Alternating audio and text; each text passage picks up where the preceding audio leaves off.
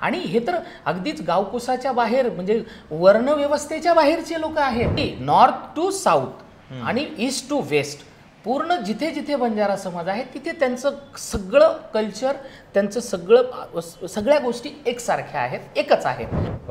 वसंतराव नाईकांसारखे या समाजाचे नेते मुख्यमंत्री राहिलेले आहेत, बराच काळ राहिलेले आहेत. तर अशा वेळी बंजारा समाजाच्या या मागणीकडे दुर्लक्ष का झालं इतकी वर्ष? समाजातून जो विरोध होतोय त्यांना असं वाटतं की आपल्या आरक्षणावरती गदा येते आणि आदिवासी म्हणजे अगदी जंगलामध्ये याच्यामध्ये राहणारे लोक, मग आम्ही मूळ आहोत आणि आमच्या आरक्षणामध्ये तुम्ही वाटेकरी होताय, ही त्यांची जी भीती आहे ती रास्त आहे. नाही, खरं तर ही भीती त्यांच्या अज्ञानातून आहे असं मला म्हणायचं आहे. ही जी जमात आहे ही अतिशय म्हणजे मानवाप्रती त्याच्या मनामध्ये नितांत प्रेम असलेली, निसर्गाप्रती नितांत प्रेम असलेली ही जमात आहे. नमस्कार, मी प्रशांत कदम. महाराष्ट्रामध्ये आरक्षण आणि त्याच्या पाठोपाठ वेगवेगळ्या समाजांची अस्वस्थता याची मालिका काही संपायला तयार नाही आहे. मराठा आरक्षणाचा प्रश्न आहे, धनगरांचं आंदोलन चालू आहे एस टीमध्ये समावेश करण्यासाठी, आणि आता पाठोपाठ बंजारा समाजाची जी मागणी आहे अनुसूचित जमाती अर्थात आदिवासी प्रवर्गातून आरक्षण मिळावं या संदर्भातली. मनोज जरांगे पाटलांच्या आंदोलनामध्ये हैदराबाद गॅझेटचा विषय आला आणि त्याच्यानंतर याच गॅझेटचा आधार घेत बंजारांना पण एस टी प्रवर्गातलं आरक्षण मिळालं पाहिजे ही मागणी जोर धरू लागलेली आहे. महाराष्ट्राच्या वेगवेगळ्या जिल्ह्यामध्ये आंदोलन होतं आहे, उद्या ते मंत्रालयापर्यंत पण धडकेल.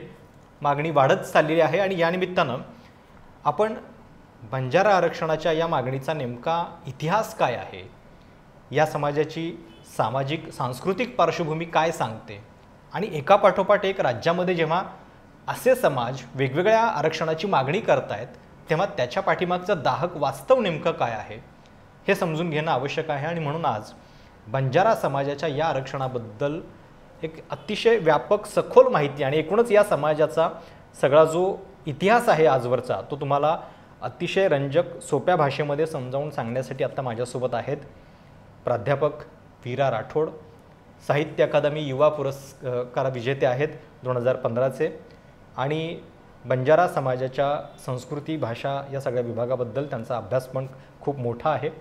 सर, खूप खूप स्वागत आहे तुमचं. आपण बघतोय गेल्या काही वर्षांपासून सातत्यानं महाराष्ट्रामध्ये आंदोलनं होत आहेत वेगवेगळ्या समाजांची. आता बंजारा समाजाची मागणी खरं तर ही हैदराबाद गॅझेटपासूनच सुरू झाली आहे का, हा पण एक पहिला प्रश्न आहेच, की केवळ आत्ता हैदराबाद गॅझेटचा विषय आला म्हणून हा विषय येतोय का, की त्याच्या आधीपासून जे आहे हे पण आपल्याला जाणून घ्यायचंच आहे. पण सगळ्यात पहिला प्रश्न की सगळ्यांना आपलं आरक्षण सोडून दुसऱ्या प्रवर्गामध्ये जावंसं का वाटतंय? म्हणजे आत्ता बंजारा समाजाला जे आरक्षण आहे ते विजे प्रवर्गाच्या अंतर्गत 3% आरक्षण आहे, तर त्याच्याऐवजी एस टी समाजाचं जे 7% आरक्षण आहे त्याच्यामध्ये आपण असलं पाहिजे, ही मागणी का होते? आता खरं तर ही मागणी आज जरी चर्चेला आली असेल, माध्यमांमध्ये मोठ्या प्रमाणात चर्चा होत असेल, तर ही मागणी आजची नाही आहे. या मागणीला एक खूप मोठा दीर्घ इतिहास आहे. आता तुम्ही म्हणालात की 7%मध्येच का आग्रह आहे. मुळात संविधानाच्या सूचीचा जर आपण विचार केला आणि संविधानिक आधार असलेला, ज्याला एक संविधानाचं संरक्षणाचं कवच असलेलं जे आरक्षण आहे ते सध्या शेड्यूल कास्ट आणि शेड्यूल ट्राईब या दोघांना आहे. आणि शेड्यूल ट्राईब आणि शेड्यूल कास्ट या दोन्हीही सूच्यांमध्ये अंतर्भाव करण्यासाठी जे काही निकष, जे काही क्रायटेरियाज आहेत ते क्रायटेरियाज जे फुलफिल करतात आणि त्यांचा मागच्या स्वातंत्र्यापासून 80 वर्षापर्यंत त्यांना त्या सोयी सवलतींपासून, त्या रिझर्वेशनपासून त्यांना दूर ठेवल्या गेलं. मग ते जाणीवपूर्वक असेल किंवा नकळतपणे असेल, सत्तेचा गलथानपणा असेल, पण ते 80 वर्ष या त्यांच्या लाभापासून, हक्क आणि अधिकारांपासून ते दूर राहिलेत, अशी त्यांच्या मनामध्ये एक म्हणजे प्रकर्षाने भावना आहे. आता याच्यामध्ये का त्यांचा अंतर्भाव असावा, तर या सगळ्या ज्या काही जमाती आहेत या जमातींचा जर थोडासा इतिहास पाहिला तर या जमाती या कुठल्या कृषक जमाती नाही आहेत किंवा यांचा पूर्वापारचा असा एखादा बनिया वगैरे असतो किंवा एखादा आलुतेदार बलुतेदारांपैकी ज्यांचा एक स्वतःचा उदीम व्यवसाय आहे. तसा यांचा उदीम व्यवसाय नसल्यामुळे यांच्यावर अतिशय म्हणजे सामाजिक अन्याय तर खूप मोठा म्हणजे झालेलाच आहे, परंतु यांच्यावर एक जगण्या मरण्याचे प्रश्न उभे राहिलेले आहेत आणि मग त्यांच्या आज अस्तित्वाचाच प्रश्न उभा राहिलेला आहे. मग त्यांच्या अस्तित्वाला कुठेतरी म्हणून घटनात्मक आरक्षण असलं पाहिजे. अगदीच घटनात्मक आरक्षण याच्यासाठीच की घटनेनंच सांगितलं आहे की जे सामाजिक दुर्बल घटक आहेत, जे आर्थिक दुर्बल घटक आहेत, आणि हे तर अगदीच गावकुसाच्या बाहेर म्हणजे वर्णव्यवस्थेच्या बाहेरचे लोक आहेत, म्हणजे बाबासाहेबांनी सांगितलं. बंजारा समाजाबद्दल असं आहे की म्हणजे कन्याकुमारीपासून ते काश्मीरपर्यंत देशाच्या वेगवेगळ्या राज्यामध्ये हा समाज विभागलेला आहे, पण त्याच्यातली अतिशय ठळक बाब ही आहे की एकच भाषा आहे. म्हणजे प्रत्येक ठिकाणी जरी भाषा आपल्याकडं वेगवेगळ्या असल्या राज्यानुसार, तरीसुद्धा बंजारा समाज मात्र कुठेही राहिला तरी त्याची भाषा मात्र एक आहे. मला पहिल्यांदा हे सांगा की आपल्याच देशामध्ये बंजारा समाज इतर काही राज्यामध्ये ST वर्गात आहे, महाराष्ट्रामध्ये तो नाही आहे. अशी परिस्थिती काय निर्माण झाली मग? नाही, आता ही सगळी जी आहे ही देशभर आणि बंजाऱ्यांसारखी जशी आहे तर इतर जमातींची सुद्धा तशी परिस्थिती आहे. आता तुम्ही म्हणालात केवळ बंजाऱ्यांची भाषा एक नाही, तर बंजाऱ्यांचं थ्रूआउट त्यांचं जे काही एक सांस्कृतिक वैभव आहे, भाषा असेल, त्यांचं पोशाख असेल, त्यांची आहार पद्धती असेल, त्यांची विचार पद्धती असेल, त्यांचे जे काही पूजा विधानं असतील किंवा त्यांचं जे काही कल्चर म्हणून जे आपण म्हणतो ते सगळं थ्रूआउट टॉप टू बॉटम एक आहे. आता गंमत अशी आहे साऊथमध्ये पण अगदी नॉर्थ टू साऊथ आणि ईस्ट टू वेस्ट पूर्ण जिथे जिथे बंजारा समाज आहे तिथे त्यांचं सगळं कल्चर, त्यांचं सगळ्या गोष्टी एकसारख्या आहेत, एकच आहेत. ते वेगळे असण्याचं कारण नाही. जर जमातच एक असेल तर वेगळं असण्याचं कारण नाही आहे. पण दुसरी ही गोष्ट की त्यांना वेगवेगळं का टाकण्यात आलं, तर त्याची गंमत अशी आहे की ज्या सूच्या आपल्याकडे तयार झालेल्या आहेत त्या मोस्ट ऑफ दी जे ब्रिटिश कालखंडामध्ये जे वेगवेगळे अँथ्रोपॉलॉजिकल सर्वे झाले, त्या सर्व्यांच्या आधारावर त्या सर्वे जे झाले त्याच्यामध्ये जे काही आलेलं आहे आणि त्याच्यानंतर सायमन कमिशनला जे काही बाबासाहेब आणि इतर जे काही इथले पुढारी भेटले होते आणि त्यांनी जे काही सायमन कमिशन समोर आपली मतं मांडली, तो सगळा गोषवारा आणि त्याच्या आधारावर आणि 1931चे कास्ट सेन्सस जो झाला त्या कास्ट सेन्ससच्या आधारावर 1935चं गव्हर्नमेंट ऑफ इंडियाचा ॲक्ट झाला आणि त्याच्यामध्ये जे शेड्यूल तयार झाले त्याच्यामध्ये हे सगळे आले होते. परंतु नंतर 1950ला जे काही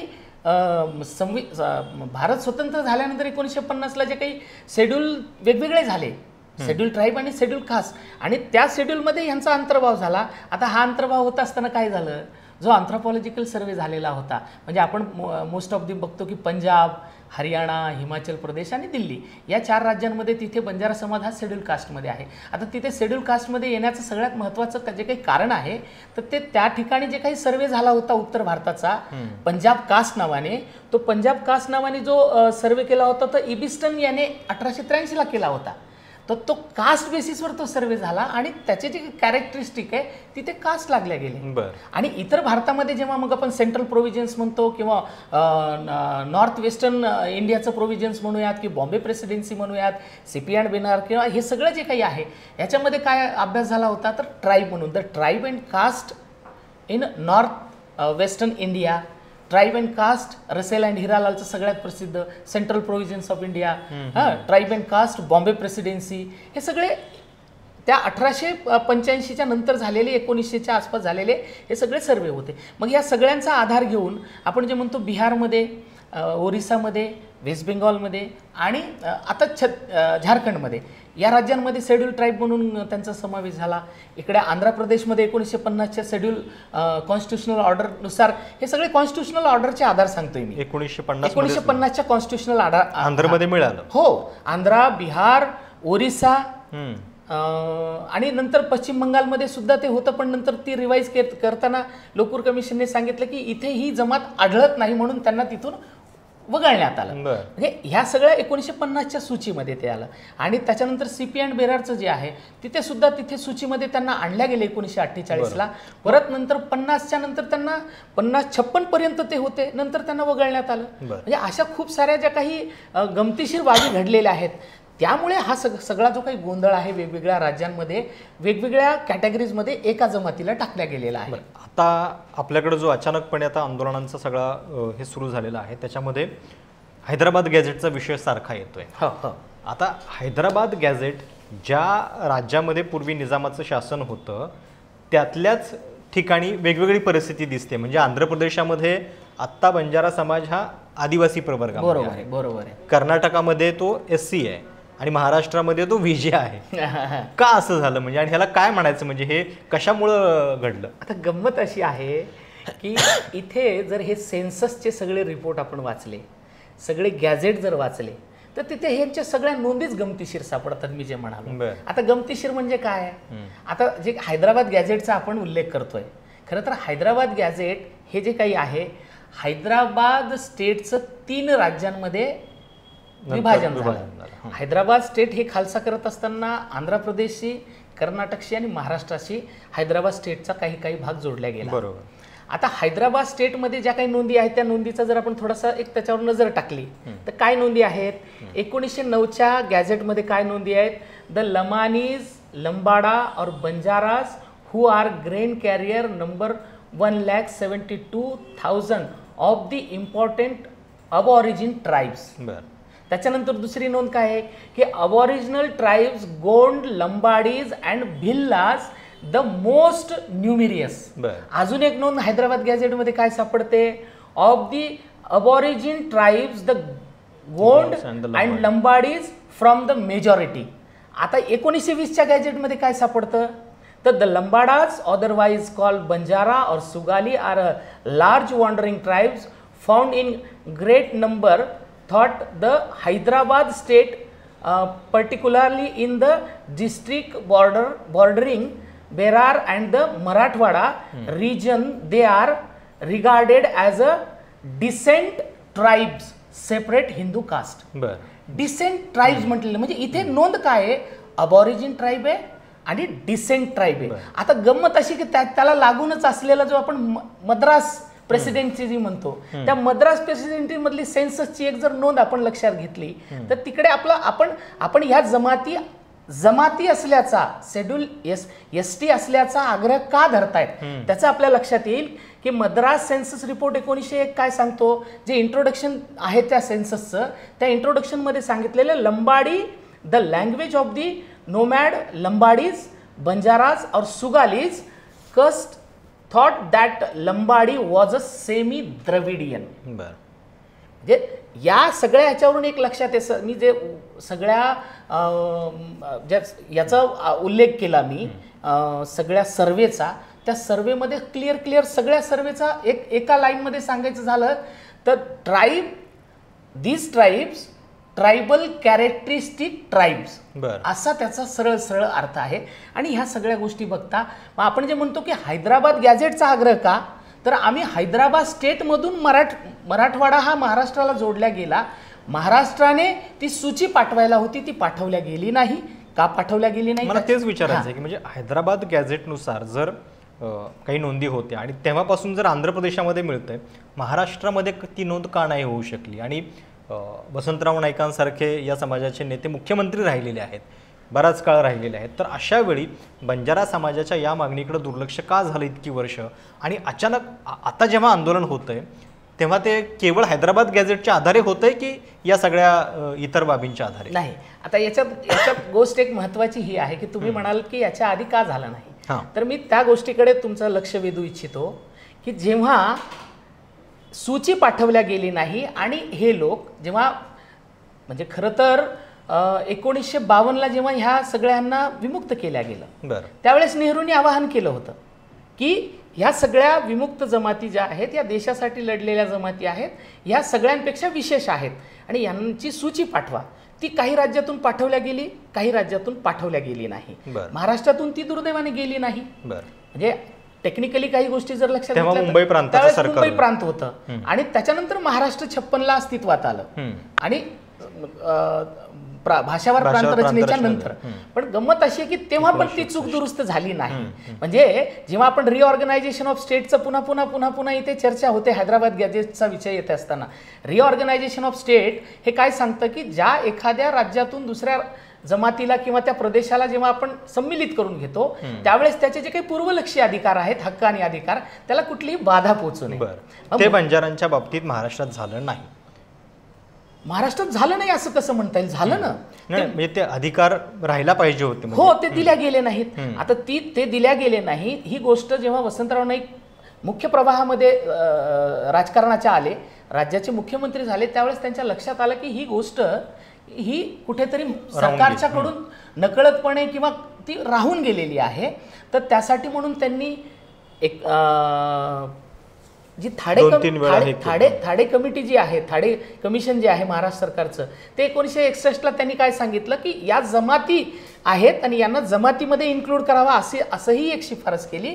आणि राज्याच्या पातळीवर यांना रिझर्वेशनचं एक कवच म्हणून 4% रिझर्वेशन विमुक्त जाती भटक्या जमाती असं दिलं. महाराष्ट्र सरकारनं त्या आपल्या राज्याच्या स्थापनेनंतर जी आरक्षणाची वर्गवारी केली त्याच्यामध्ये बंजारा समाजाचं जे आरक्षण आहे ते विमुक्त जाती असा प्रवर्ग करून 4% दिलं. बरोबर आहे. आता ते नंतर मग 3% झालं परत मंडल कमिशन नंतर झालं.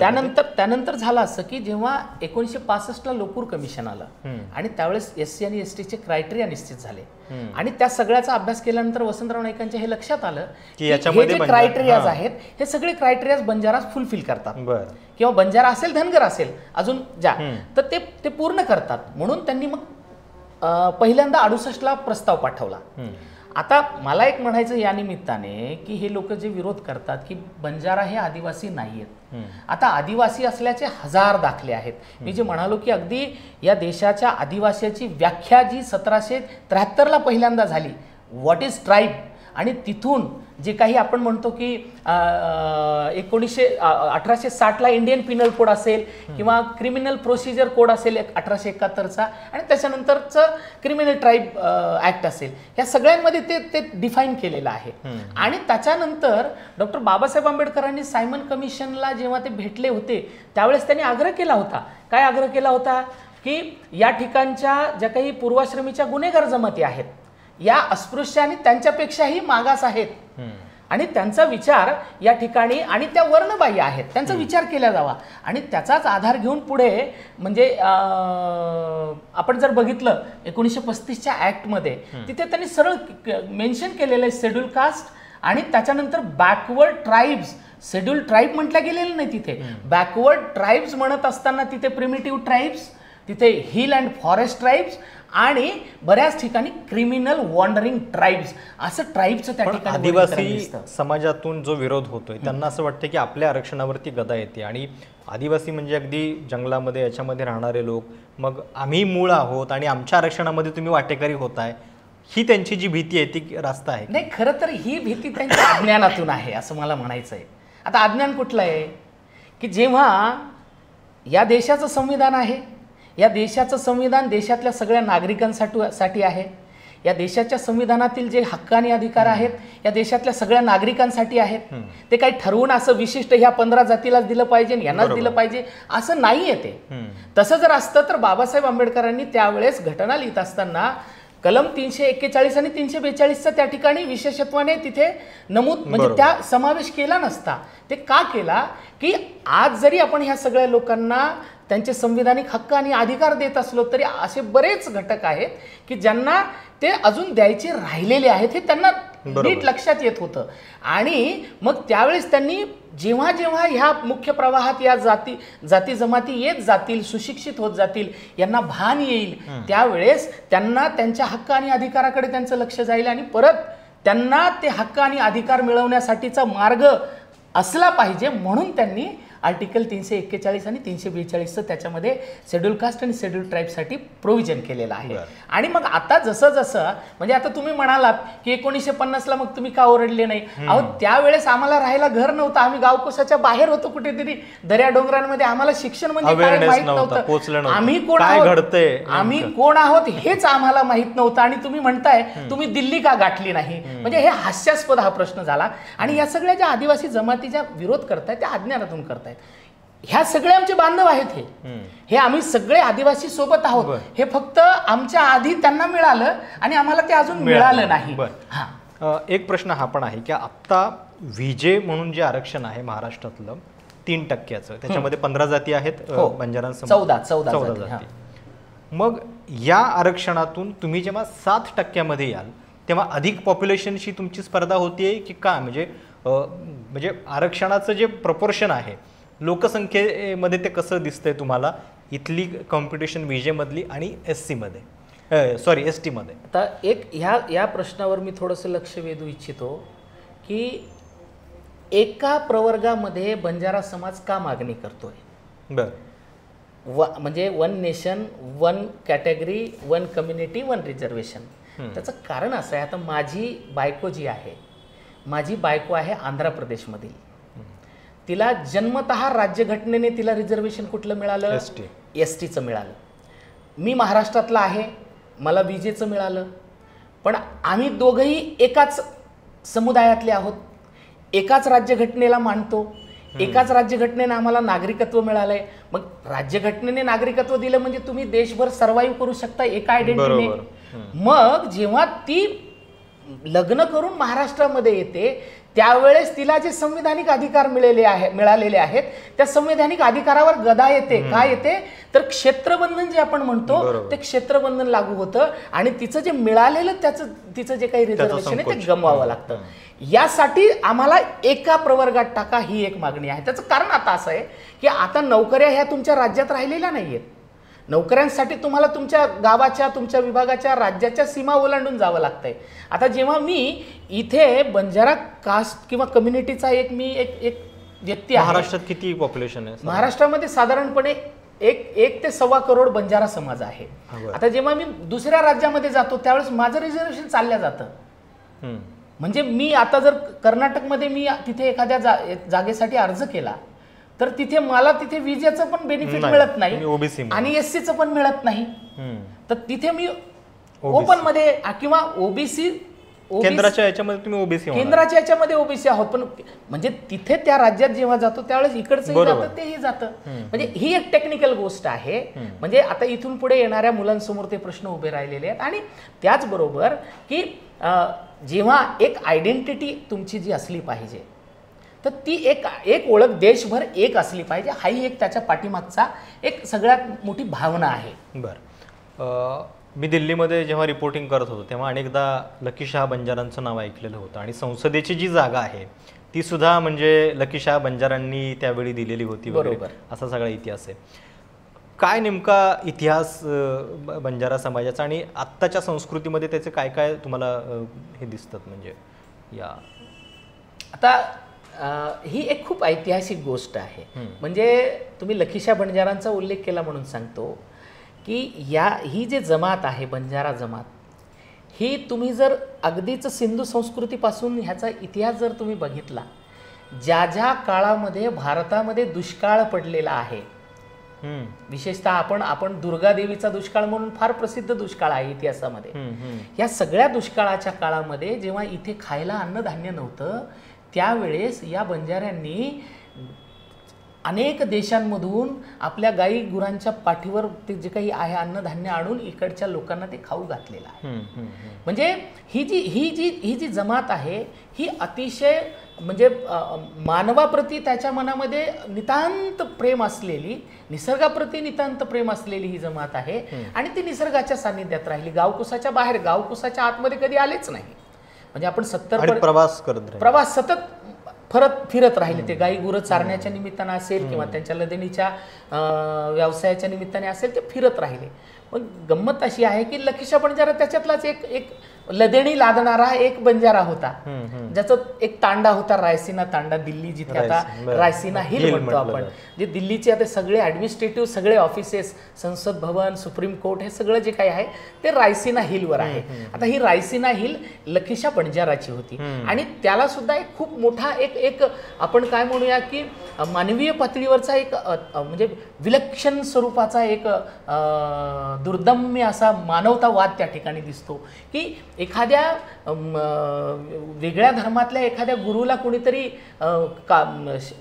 मारून टाकलेलं आहे आणि त्याची शहादत झालेली आहे आणि त्याचं प्रेताग्नी देण्याचं जे काही काम आहे ते एवढं मोठं, म्हणजे त्याला शिवधनुष्य म्हणूयात, ते पेलवलं आणि स्वतःच्या त्या घरामध्ये त्यांनी ते प्रेत ठेवून ते तिथे त्याला प्रेताग्नी दिला. त्याचा इतिहासामध्ये एक सुवर्णाक्षराने ते लिहिलेलं आहे. परंतु सांगायची गोष्ट की या देशाच्या केवळ स्वातंत्र्यासाठीच नाही तर या देशातली सामाजिक सद्भावना सुद्धा म्हणजे आता तुम्ही जर म्हणाल की माझं कविता संग्रहाचं नाव काय की सेन साईवेस, सेन साईवेस म्हणजे सर्वांचं भलं हो, ही आदिम प्रार्थना आजपर्यंत हे लोक म्हणत आलेले आहेत की आमचं काय व्हायचं ते होईल, पण या सगळ्या लोकांचं सर्वांचं म्हणजे सर्व सृष्टीचं कल्याण हो, हा जो विचार आहे हा विचार कुठून येतो तर ह्या आदिमतेतून येतो, ह्या निसर्गाप्रतीच्या प्रेमापोटी येतो, या मानवतेच्या प्रेमापोटी येतो. आणि या सगळ्या ह्याच्यातून हे निसर्गाच्या सानिध्यात राहणारे आणि आदिम इतिहास असणाऱ्या ह्या जमाती आहेत, म्हणून त्या जमाती आहेत, म्हणून आग्रह जमाती आहेत. मग आज जरी त्यांना नाव दिलं असेल क्रिमिनल ट्राईब हा एक कायदा करून इंग्रजांनी त्याच्यामध्ये टाकल्यामुळे त्यांचं जमाती हे स्टेटस जात नाही. बरोबर. जेव्हा आम्ही अँथ्रोपॉलॉजीचा अभ्यास करतो, आम्ही प्राचीन इतिहासाचा अभ्यास करतो, त्यावेळेस ह्या सगळ्या गोष्टी समोर येणारच आहेत. आणि या सगळ्या गोष्टी मला सगळ्यात महत्वाची गोष्ट या ठिकाणी आदिवासी बांधवांकडून जो एक एक एक एक कुठेतरी संभ्रम निर्माण करण्याचा जो प्रयत्न होत आहे की तुम्ही आदिवासी नाही आहात, मग आदिवासी होण्यासाठी काय असावं लागतं. आता मला ह्याच्यामध्ये हे म्हणायचंय की ठीक आहे ना बाबा, आम्हाला 80 वर्ष मिळालं नाही, आमचं काम आहे देशासमोर, देशाच्या संसदेसमोर, देशाच्या संविधानासमोर आणि सरकारसमोर आम्ही रडल्याशिवाय आम्हाला मिळणार नाही आणि आम्ही ते प्रूव्ह करतोय की हे आम्ही आहोत, आम्हाला द्या. आता गंमत अशी आहे की ते सरकार ठरवेल द्यायचं की नाही, बरोबर, सुप्रीम कोर्ट ठरवेल द्यायचं की नाही, संविधान ठरवेल द्यायचं की नाही. तुम्ही सुप्रीम कोर्ट नाही आहात, तुम्ही संविधान नाही आहात, किंवा तुम्ही सरकार नाही आहात. तुम्हाला विरोध करण्याचा अधिकार आहे, परंतु विरोध करत असताना त्या विरोधामध्ये सुद्धा किती दम आहे हे पण आपल्याला अभ्यासला पाहिजे. याचं उदाहरण मी याच्यासाठी देतोय, ज्या आदिवासींच्या आरक्षणाचे जनक ज्यांना म्हटलं जातं जयपाल सिंग मुंडा यांचं जर आपण एक अतिशय महत्वाची नोंद मला या ठिकाणी एक सांगायची आहे की संविधान सभेचे सदस्य होते. जयपाल सिंग मुंडा हे कॉन्स्टिट्यूशनल असेंब्लीचे म्हणजे संविधान सभेचे ते सदस्य होते आणि कॉन्स्टिट्यूशनल असेंब्लीमध्ये त्यांनी एक स्पीच दिलेला आहे.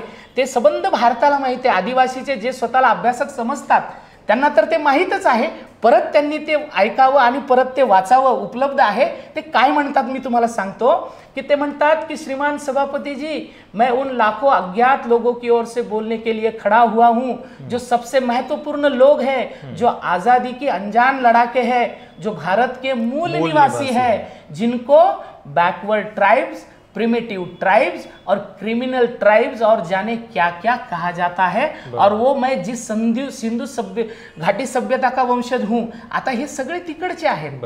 बंजारे तर त्यांचे लोकगीतच तुम्ही बघितले तर सिंधू संस्कृती, हरपणी पणी हरपणी, त्यांना पणी म्हटलेलं आहे वेदांमध्ये.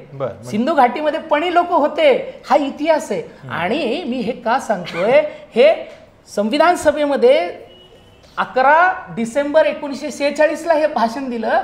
त्याच्यानंतर सूची जेव्हा तयार झाली 1950ची, जयपाल सिंग मुंडा ज्या बिहारला रिप्रेझेंट करतात, त्या बिहार, ओरिसा, वेस्ट बेंगॉल आणि आताचा झारखंड या सगळ्या राज्यांमध्ये जयपाल सिंह मुंडाच्या सूचनेवरून त्या ठिकाणी शेड्यूल्ड ट्राईबमध्ये बंजारांना टाकल्या गेलं, जे दुसऱ्या आणि तिसऱ्या नंबरवर आहेत. आणि एक सगळ्यात महत्त्वाची गोष्ट, ज्या विमुक्त जातींचा आपण उल्लेख करतोय, तर जयपाल सिंग मुंडा यांनी 28 फेब्रुवारी 1952ला संविधान सभेच्या तिथे परत एक भाषण केलं की ह्या ज्या गुन्हेगार जमाती आहेत ह्या अजूनही सेटलमेंटमध्ये बंद आहेत, यांना मुक्त केलं गेलं पाहिजे. आणि ही गोष्ट मग बाबासाहेबांनी पण उचलून धरली आणि इतरही सदस्यांनी उचलून धरली, नेहरूंच्या लक्षात आली. आणि मग याच्यानंतर 31 ऑगस्ट 1952ला विमुक्त जाती किंवा विमुक्त त्यांना करण्यात आलं. याचं श्रेय सुद्धा कुठेतरी जयपाल सिंग मुंडांना जातं. आणि या सगळ्या आधारावर पुढे चालून ते आदिवासी झाले. मला हे म्हणायचं की जयपाल सिंग मुंडांना कळत नव्हतं का त्यावेळेस? त्यांनी तर त्यावेळेस विरोध करायला पाहिजे होता. पण जयपाल सिंग मुंडा असतील की सरदार हुकुमसिंग असेल, बाबासाहेब आंबेडकर असतील, यांनी विशेषतः या गुन्हेगार जमातींसाठी स्वतःहून पुढाकार घेऊन त्यांची वकालत त्या ठिकाणी केली. या लोकांचे प्रतिनिधी तिथे कोणीच नव्हते. मग ह्या सगळ्यांच्या दयाभावापोटी, न्याय भावनेपोटी किंवा मानवी जे मूल्य आहेत त्याचा आग्रह धरून त्यांनी या सगळ्या लोकांना तिथे आणलं. आता एक शेवटचा प्रश्न, आपल्याकडं आत्ता ज्या आरक्षणाच्या सगळ्या मागण्या होत आहेत, आंदोलनं चालू आहेत, त्याच्यामध्ये हैदराबाद गॅझेट की जे स्वातंत्र्याच्या आधी निजामाचं शासन होतं त्या कागदाचा आधार घेतला जातोय. अनेकदा असं होतं की आरक्षणाची मागणी होते, सरकार काहीतरी निर्णय घेतं, मग पुन्हा कोर्टामध्ये चॅलेंज होतं आणि ते आरक्षण टिकत नाही वगैरे. तर आत्ता तुम्ही जी मागणी करताय ती कायदेशीरदृष्ट्या किती सकस आहे आणि ती करण्यासाठी सरकारनं आत्तापर्यंत कुठला शब्द दिलेला आहे का? नाही, आता ही कायदेशीररित्याच मागणी आहे. त्याचं कारण असं आहे की मी जे म्हणालो की रिऑर्गनायझेशन ऑफ स्टेट, भाषावर प्रांतरचना होत असताना ज्या ज्या राज्यांना ज्या ज्या ठिकाणी विघटित करून सम्मिलित केल्या गेलं, तर रिऑर्गनायझेशन ऑफ स्टेट काय म्हणतं की त्या कुठल्याही समुदायाला त्यांच्या हक्क आणि अधिकाराला बाधा पोचू नये, ही पहिली गोष्ट.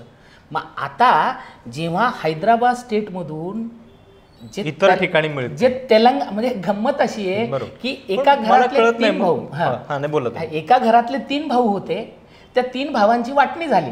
एक भाऊ आंध्रामध्ये गेला, एक भाऊ कर्नाटकमध्ये गेला आणि एक भाऊ महाराष्ट्रात आला. पण महाराष्ट्रातला तो अज्ञान होता त्यावेळेस, हे दोघं सज्ञान होते, ते त्या ठिकाणी भांडून त्या ठिकाणी सूचीमध्ये गेले. पण हा महाराष्ट्रात आलेला अज्ञान होता. कालांतराने त्याच्या लक्षात आलं की आपल्याला आपला हिस्सा मिळालाच नाहीये आणि तो सज्ञान झाल्यानंतर तो आपल्या बापाकडे गेला, संविधानाकडे गेला, सरकारकडे गेला, मायबाप आम्हाला तर हे तुम्ही दिलेलं नाहीये, ते त्यावेळेस नाही दिलं म्हणून आता द्यायचं नाही असं नाही. संविधानिक तो अधिकार आहे, संविधानिक न्यायपूर्ण मागणी आहे. आता ही जी गोष्ट आहे, जेव्हा तिथे हैदराबाद गॅझेटमध्ये क्लिअर मेन्शन आहे की ऑरिजिन ऑफ ट्राईब्स, मला ह्याच्यात काय दिसतंय की काही समाज आरक्षणच नाहीये म्हणून मांडतायत, त्यांना आरक्षण हवंय. आता काहींना प्रवर्गाबद्दलचा प्रश्न आहे, म्हणजे आता जसं विजे याच्याऐवजी ST असलं पाहिजे, हे विजेऐवजी ST याच्यासाठी की विजे हे धनगरांची पण हीच मागणी. विजे हे जे आहे हे तात्पुरत्या स्वरूपाचं राज्याच्या पातळीवरचं आरक्षण आहे. त्याला संवैधानिक जो काही संरक्षण आपण जे म्हणतो, म्हणजे सगळ्या, म्हणजे रेणके कमिशन असेल, न्यायमूर्ती बापट कमिशन असेल, टॅग रिपोर्ट असेल किंवा इदाते कमिशन असेल, या सगळ्या कमिशननी, सगळ्या इव्हन मंडल कमिशनचे LR नाईकचे डिसेंट नोट असेल, या सगळ्यांनी काय सांगितलं की हे शेड्यूल ट्राईब आणि शेड्यूल कास्टपेक्षाही अतिशय मागास आहेत, अतिशय त्यांच्या सामाजिक त्यांचं जी अवस्था आहे ती अतिशय दुर्दैवी आहे. म्हणजे तुम्ही जर रेणके कमिशनचे आणि टॅग रिपोर्टचे जर तुम्ही अहवाल वाचले तर यांच्यावर जे काही अनन्य अत्याचार होतात, त्या अत्याचारांपासून सुरक्षित त्यांना जीवन मिळावं म्हणून त्यांना संरक्षण कशाचं पाहिजे, तर संविधानाचं आणि शेड्यूलचं कवच त्यांना पाहिजे, म्हणजे ते सुरक्षित राहतील. त्यांच्यासाठी सब प्लॅनिंग होईल, म्हणजे आर्थिक पातळीवर राज्यात काय त्यांना मिळतच नाही, फक्त त्यांना एक काहीतरी तात्पुरतं दिलेलं आहे. जेव्हा ते केंद्राच्या सवलतीत जातील त्यावेळेस त्यांच्यासाठी प्लॅनिंग कमिशन असेल, त्यांच्यासाठी आर्थिक नियोजन असेल, त्यांच्यासाठी कायद्याचं संरक्षण असेल, त्यांना घटनेचं कवच असेल. म्हणून आग्रह आहे की शेड्यूल ट्राईबचं असावं, जे ते डिझर्व करतात. ओके, धन्यवाद ही सगळी चर्चा केल्याबद्दल. आणि बरेचसे आरक्षणाबद्दलचे प्रश्न, बंजारा समाजाचे सामाजिक संस्कृतीचे सगळे धागे तुम्ही या मुलाखतीमध्ये उलगडून दाखवले आहेत. साहजिक आहे, आरक्षण म्हटल्यानंतर बऱ्याच किचकट अकॅडमिक गोष्टी असतात, पण तरीसुद्धा खूप सोप्या शब्दामध्ये हा सगळा इतिहास सरांनी आपल्यासमोर मांडलेला आहे. ही मुलाखत तुम्हाला कशी वाटली, तुमच्या याच्याबद्दलच्या काही सूचना प्रतिक्रिया असतील आवर्जून कळवा. चॅनल सबस्क्राईब करायला विसरू नका. धन्यवाद.